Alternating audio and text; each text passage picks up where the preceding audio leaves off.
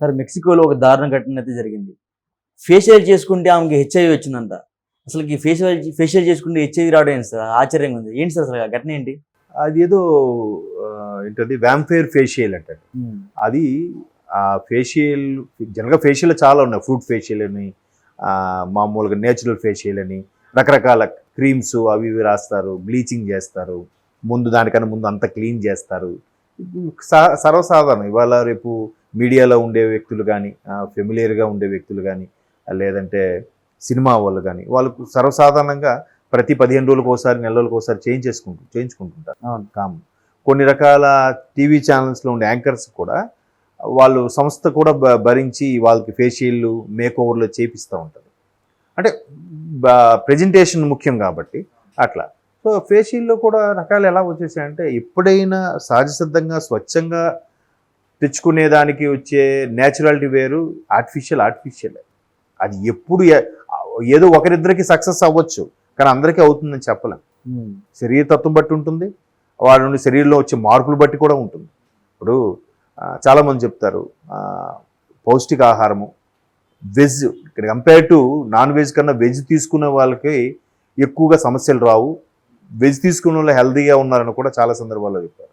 కానీ మొన్న కొన్ని రకాల ఇవి బలహీనంగా వచ్చినప్పుడు, కొన్ని రకాల ఏవైనా యాక్సిడెంట్లు అయినప్పుడు మటన్ సూప్ తాగండి, నాన్ వెజ్ తింటే త్వరగా కట్లు కలిసిపోతాయి, ఇవేవో చెప్తుంటారు.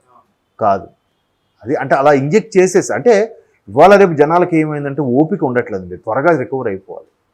భారతదేశంలో చాలా రకాల వనమూలికలు, లేహ్యాలు, ఆయుర్వేద సంబంధించిన ట్రీట్మెంట్లు ఉన్నాయి ఇప్పటికీ.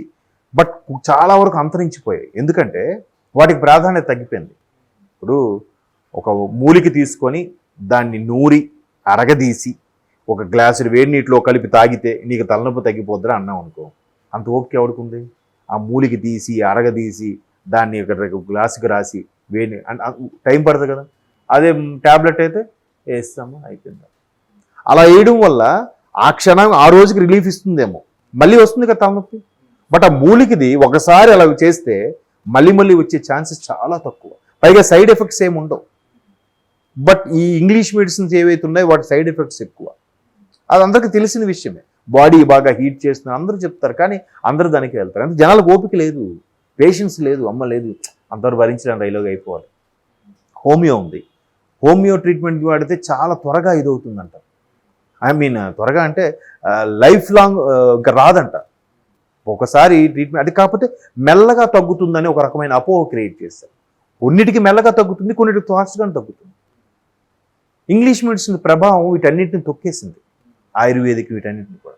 సో ఇప్పుడు ఈ కొత్త రకాలు అన్నీ చేస్తున్నారు. రకరకాల ఫేషియల్లని, క్రీములని, అవి ఇవి చేసుకోవడం, దాంతో కొత్త పొందులు తొక్కడంతో ఆ వ్యాంపైర్ ఫేషియల్ ఏదైతే ఉందో అది ఒక వ్యక్తి యొక్క రక్తాన్ని తీసి దాన్ని ఏమంటారు, ఒక రకమైన ఆక్యుపెంచర్ థెరపీ ఉంటుంది, ఐడియా ఉందా? ఓకే. ఆక్యుపెంచర్ థెరపీ అంటే ఒక సూదితో గుచ్చుతారు. ఇప్పుడు పాదం అడుగున ప్రతి అవయవం సంబంధించి ఒక పాయింట్ ఉంటుంది. ఏ పాయింట్కి ఎక్కడ టచ్ చేస్తే ఆ అవయవం సక్రమంగా పనిచేస్తుంది అనేది ఉంటుంది. సో అలాగే ఇక్కడ కూడా ఆ ఫేస్కి సంబంధించి ఆ రక్తం తీసి గుచ్చుతూ రక్తం ఎక్కించి ఏదో చేస్తారు. అయితే ఆ సదరు వ్యక్తికి మేబీ ఎయిడ్స్ ఉందేమో, ఆ వ్యక్తి యొక్క రక్తాన్ని తీసుకొని వీళ్ళు చేశారు. దీనివల్ల ఏమవుతుంది, ఎక్కువ రోజులు యవ్వనంగా ఉంటాము అని. అందరికీ అది వర్కౌట్ అవ్వాలని లేదు, రకరకాలుగా ఉంటుంది. ఇప్పుడు నిజంగా యవ్వనంగా ఉండాలంటే బొప్పాయి లాంటి ఫ్రూట్స్ రెగ్యులర్గా తీసుకుంటే, పీచు పదార్థాలు లాంటి కంటెంట్ ఎక్కువగా తిని, ఫేస్కి ఆవిరి పట్టి, రోజు వ్యాయామం, వాకింగ్ అది చేస్తే, స్వచ్ఛందంగా శీతాకాలంలో కూడా చల్లటి నీరు తాగి, అర్థమవుతుందా? అట్లా కంప్లీట్ పౌష్టికాహార శాఖాహారం మీద ఎప్పుడు మైండ్ ప్రశాంతంగా ఉంచుకోవాలి, అప్పుడు యవ్వనంగా ఉంటుంది. ఎట్లాంటివి చేస్తే ఇలాగే ఉంటుంది. సో ఆ వెయిట్స్ ఉన్న వ్యక్తి తీసుకొని చేసినట్టున్నారు. అది ఇంతో పాటు ఇద్దరు ముగ్గురికి కూడా సోకింద న్యూస్ చూశాను నేను. మెక్సికో అంటే అదే మన ఉత్తర అమెరికా ఖండం, కెనడా, అమెరికా, అమెరికా కింద ఉండేది మెక్సికో. ఇప్పుడు ఎప్పుడో 2018లో జరిగిన ఘటన, అది మెల్లమెల్లగా ఇప్పుడు బయటకు వచ్చింది. బట్ ఎయిడ్స్కి భయపడాల్సింది ఏం లేదు పెద్దగా, ఎందుకంటే మన దగ్గర ఎయిడ్స్కి సంబంధించి హోమియో డిపార్ట్మెంట్ వాళ్ళు కంప్లీట్ క్యూర్ మెడిసిన్ కూడా కనుక్కున్నారంట. అది కూడా హైదరాబాద్లో ఉండే హోమియో మెడికల్ కాలేజ్ వాళ్ళు. ఓకే. ఇక్కడ రామంతపూర్లో మెడికల్ కాలేజ్ ఉంది. ఇది ఇప్పుడు కాదు, ఒక 4-5 ఇయర్స్ బ్యాకే దాని ఇన్వెన్షన్ కనుక్కున్నారంట. ఎయిడ్స్కి క్యూర్ అయ్యే మెడిసిన్ హోమియోలో ఉంది. సో భయపడాల్సింది ఏం లేదు. ఎయిడ్స్కి ఇంగ్లీష్ మెడిసిన్స్ కూడా చాలా ఉన్నాయి. వాటితో ఒకప్పుడంటే ప్రమాదంగా ఎయిడ్స్ మహమ్మారి వస్తే ఇంకా బతకరు అని ఉండేది. ఇప్పుడు అలా కాదు. అవి ట్రీట్మెంట్ అవి తీసుకుని ప్రాపర్గా వెంటనే అయితే 15 ఏళ్ళు 20 ఏళ్ళు కూడా బతుకుతున్నారట. కాబట్టి అంత భయపడాల్సింది లేదు. కాకపోతే ఇట్లాంటి వెకిలి చేష్టలకి వెళ్తే ప్రమాదం అనే సందర్భంలో ఇప్పుడు మనం చర్చించుకోవడం కానీ, అంటే ఏదైనా న్యాచురల్ బ్యూటీ తెచ్చి పెట్టుకున్న అందం ఎన్నాళ్ళు ఉంటుంది? శాశ్వతంగా ఇప్పుడు ప్లాంటేషన్ చేయించుకుంటున్నారు, హెయిర్ ఊడిపోతుందని. దానివల్ల సైడ్ ఎఫెక్ట్ వచ్చే వాళ్ళు కూడా ఉన్నారుగా. కొంతమంది అది చేయించుకున్నాక చాలామందికి తలనొప్పిగా రావడం, ఈ మెడకండరాలు లాగుతున్నాయి అనడం, ఇట్లా చూశాను నేను. కొంతమందికి పల్స్గా అక్కడక్కడ వస్తున్నాయి, బొడుపుల్లా కనిపిస్తున్నాయి. దాని బదులు వదిలేసి బిగ్గి పెట్టుకుని క్యాప్ పెట్టేసుకోండి. బట్టతల కూడా ఒకటి హెరిడిటీ, పూర్వీకులకు ఉంటే వస్తుంది. రెండోది పొల్యూషన్ వల్ల కూడా, పొల్యూషను, మనం తీసుకునే ఆహారము, మెంటల్ టెన్షన్స్ వల్ల కూడా.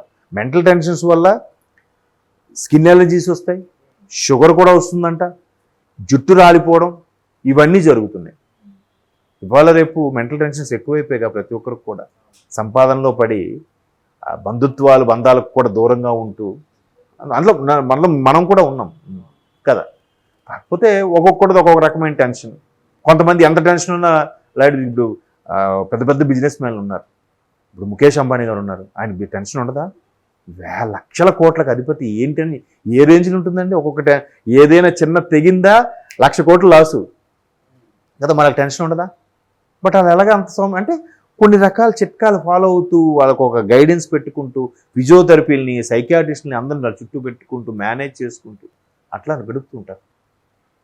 అలాగే ఎవరికి స్థాయి తగ్గట్టు వాళ్ళు చేసుకోవాలి. అప్పుడు ఇది ఉంటుంది. బట్ ఇట్లాంటి కొత్త పోకట్లకు వెళ్తే మాత్రం ఇబ్బందికర పరిస్థితులు ఎదురవుతాయి. ఎందుకంటే గతంలో ఒకసారి ఎక్కడో ఒక న్యూస్ కూడా చూశాను. 8 ఏళ్ళ అమ్మాయి, 8 కాదు 13 ఏళ్ళ అమ్మాయికి ఇలాగే ఎయిడ్స్ సోకింది. అరే ఏంటి అని చూస్తే ఆ అమ్మాయి రోజు ఒక బండి వారంకి ఒకసారి ఒక బండి దగ్గర నూడిల్స్ తింటుందంట. ఆ నూడిల్స్ చేసేవాడికి ఎయిడ్స్ ఉంది. మరి ఎప్పుడైనా బ్లడ్ కట్టే అందులో పడి ఆ బ్లడ్ ఏమి స్వీకరించిందో లేదా ఎలా తగిలిందో తెలియదు, కానీ మొత్తానికి ఆ ఇన్వెస్టిగేషన్ అలా తేలిందంట. అంటే చెప్పలేము ఎప్పుడు ఎలాగ ఏది డైవర్ట్ అవుతుందని. సో విద్యంతో సాధ్యమైనంత వరకు జాగ్రత్తగా ఉండడం, ఇలా కొత్త పోకట్లకి వెర్రీ చేష్టలకి వెళ్ళకుండా ఉంటే మంచిది.